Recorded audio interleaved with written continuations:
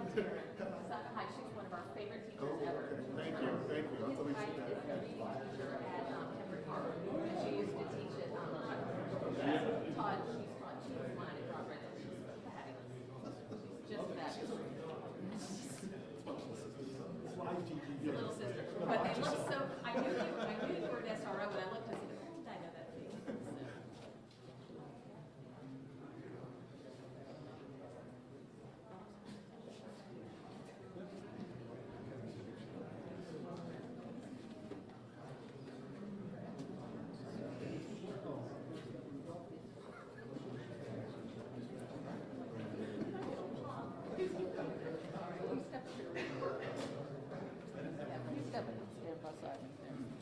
All right. Good afternoon. My name is Julie Hummer. I'm the president of the Board of Education. This is Terry Gilliland, the vice president of the Board of Education. Thank you all for coming. We are very fortunate in our county that we have a wonderful partnership between the school system, the county government, and the police department. You see that partnership in effect every day in our high schools with our school resource officers who are ever-present partners with us. But you don't see all the things that go on behind the scenes. Just today, or just through the night, we had worked closely with the police department as they investigated a threat of a shooting at Broadneck High School. So we can't underestimate the value of that working partnership that we have with them. Today, we're going to bring forth more evidence of that collaboration that we have. I want to thank County Executive Shue, Chief Altamari, and Dr. Arlotto. And what you hear today is designed to continue to enhance the security and safety of our 82,000 students and our 10,000 employees. And our board is very proud to be a part of this, and we are very grateful for the unique partnership that we have within the county. Now, our Superintendent Arlotto will come up. Thank you. Good afternoon. Thank you all for being here. Certainly, I want to thank our board president, Julie Hummer, and our board vice president, Terry Gillen, for being here this afternoon and for your continued support. I do want to thank the county executive and Chief Altamari also for being here and for your continued partnership and work together. Thank you. I know that Mr. Shue's got some funding announcements to make, but I wanted to highlight a couple of things that we've been talking about in our school system. The last couple of weeks have been a tough time for us in the school system. I know that our partners in Blue have been amazing. They've worked throughout the night, many nights, working with us as threats have come in through social media and others. And so it's been a bit of a nerve-wracking time in the school systems, not only in Anne Arundel County, but across the state and across the country. So I thank my staff across all of our schools for working so hard, and particularly working with our police department. But we've talked a lot both internally, and we've talked also with a number of our external partners like our fabulous police department. And so some of the changes that we've been talking about is, as you may be very well aware, sometimes during the school year we've got large number of guests that come into a school, like for instance, a grandparents' day. We could have 300 or 400 grandparents at an elementary school all come into the building at one time, and that really makes it difficult for us to check people in appropriately and sign them in. So we're going to be talking about how some of those processes and procedures will move forward. When we know we're going to have a large number of guests, we're going to ask our guests to be patient and allow extra time for that to happen. And also we may be doing sort of a pre-check, if you will, and doing some advanced signups in those instances. We are going to be reinstituting our school security council. It's something we had done in the past. We're going to reinstitute that school security council. That involves not only local law enforcement here in the city, Anne Arundel County Police Department, Fort Meade Police Department, along with principals and assistant principals, some parents and students, and we're going to reconstitute that group to really work with us in examining issues and making recommendations for changes and improvements to school security and safety. And lastly, one of the things that we've talked about, certainly with Chief Altamari and his team, are making our schools available to the officers as they're in the area. So as our officers are in the area and during their downtime, if they need a place to step in and work on a report or get off their feet for a minute, we're going to welcome into the buildings. We'll find desk space for you, make printers available and the Wi-Fi available for you. We know it'll be another friendly face that you can move about the building and interact with the students, and know that, and it's just an added level for our parents and our students and our staff to know that we've got an additional level of security in the building. So as you're out and about throughout the days, we will welcome you into our buildings. So please take advantage of that. And with that, I'll ask Chief Altamari to come to the podium. Thank you. Good afternoon, ladies and gentlemen. Thank you for coming out. As Dr. Arlotto said, we've had a tough couple weeks in Anne Arundel County, and I thank the Lord that it has not been as tough a couple weeks as it was in Florida, or has been in Florida since that horrific incident.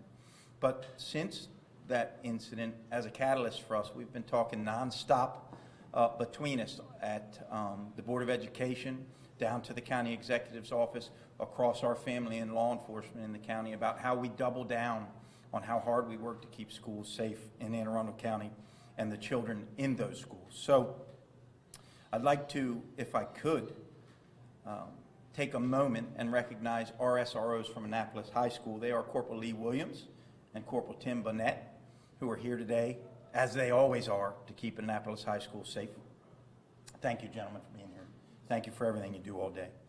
As we've discussed the last couple weeks, how we're going to become even more effective in keeping school kids safe in Anne Arundel County, we've focused on 4 basic areas that you could kind of stretch into 5 if you're trying. They are the physical security of the buildings here on all campuses. There's roughly 122 schools in Anne Arundel County, so we've had discussions on how to strengthen those schools and make them harder targets for a lunatic.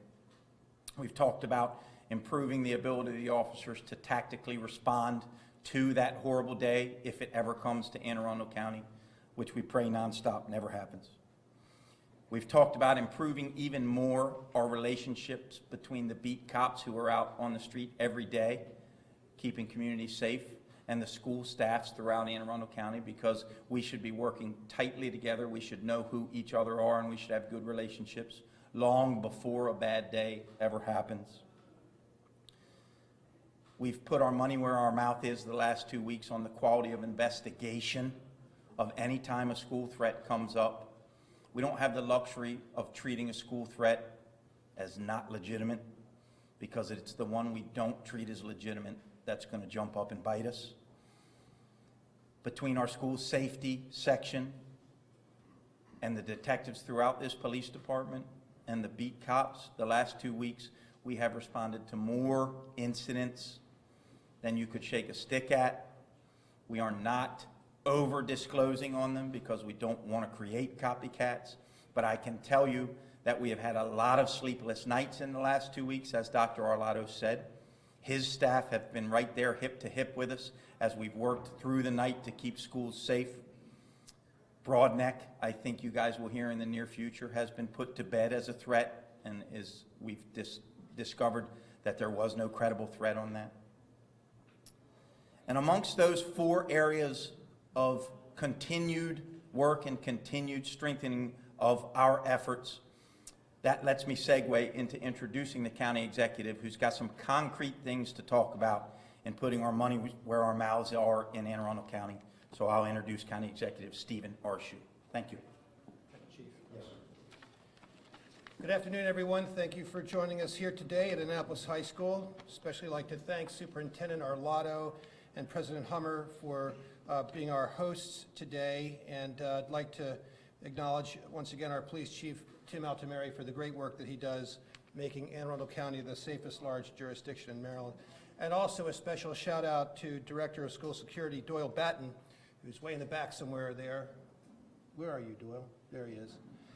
For doing so much work over the last week to pull together the program you're going to hear about today.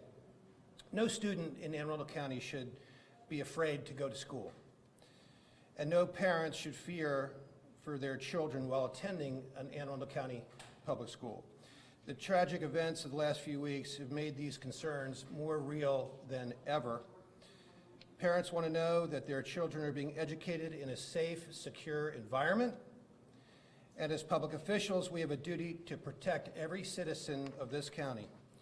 Shortly after the unspeakable events in Florida, county and school officials met to discuss what steps could be taken to enhance the safety of our schools. We discussed how best to deploy security personnel and to strengthen security systems throughout our school buildings. We're here today to announce a plan that we believe will effectively protect our students. Our plan calls for a $14.8 million investment over 2 years in both physical school security systems and personnel, including a $3.1 million first-year investment in startup costs for 20 new school resource officers, or SROs, to protect schools and to stand vigilant in the case of any emergency. This investment will effectively double the number of SROs in Anne Arundel County and will assure that every high school and every middle school has a school resource officer. $11.7 million in capital spending, including double-door security systems at 9 high schools. The others already have them. An additional 1,565 security cameras and servers at all county schools. Door lock upgrades on 4,000 classroom interior doors throughout the school system, and protective tactical equipment for every school. And finally, upgraded access control systems at 81 schools. These investments will be phased in over 2 years. We do expect that a portion of these costs will be defrayed by state funds, and I encourage our leaders in the General Assembly to work with the governor to ensure that every school in Maryland is safe by enacting his school lockbox and school security funding proposals. While we can never ensure and protect against every eventuality, we believe these investments demonstrate our county's determination and commitment to the safety of our students. With that, I'm sure the President or Vice President, Superintendent, Chief Rye would be glad to take any questions.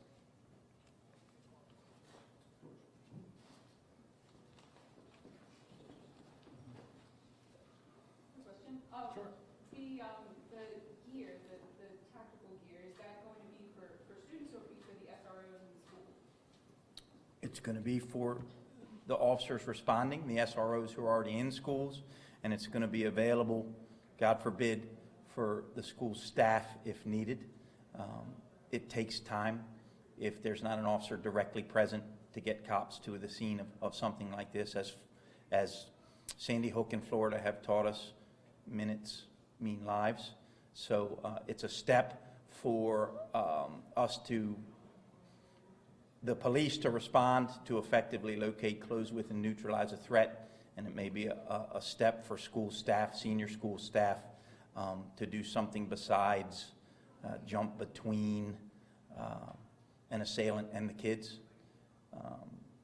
And if you'll allow me, I'm going to stop there because I don't want to telegraph what we're doing to the bad guys all over the world. Did this district contact other districts that have had issues like in Florida and others to find out what they were doing to also enhance? And then how did you come up with all of these ideas? So the answer to the first question is yes. It's not a new conversation, right? So since Columbine, school districts around the country have been having combined conversations, whether it's at educational conferences.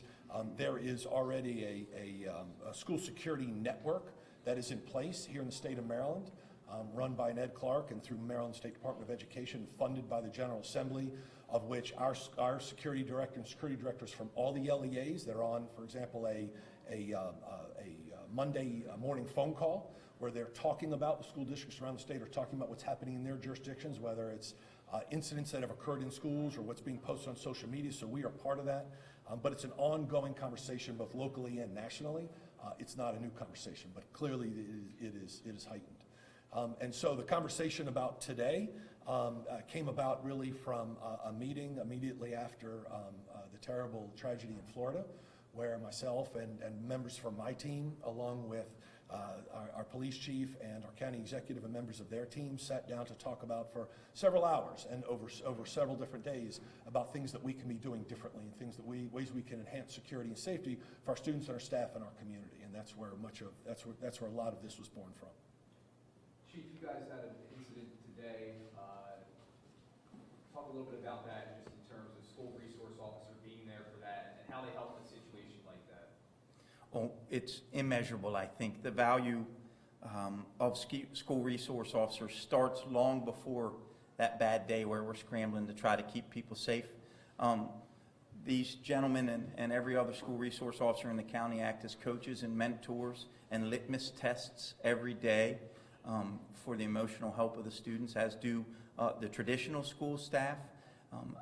I think that the beauty of the school resource officer program is that when we have something like that that scares us to death, we have a finite amount of people to start looking at who are students in the school versus having a student body here of 2,000 kids that we would have to look at, because between the school staff and the SROs, the communication and the relationship has existed for us to start being able to vet which kids might have had emotional health problems before, who might be engaging in that kind of behavior. So the relationship should be strong much earlier than that day, but I got to tell you, we've been all in on every one of these threats. When you hear about the numbers of cops, we're talking about 8, 10 cops on every threat, working 18, 24 hours to make sure that by the next school day that these kids can come to school and we know that they're safe. So it's been a monumental undertaking, to answer your question. Did I do okay?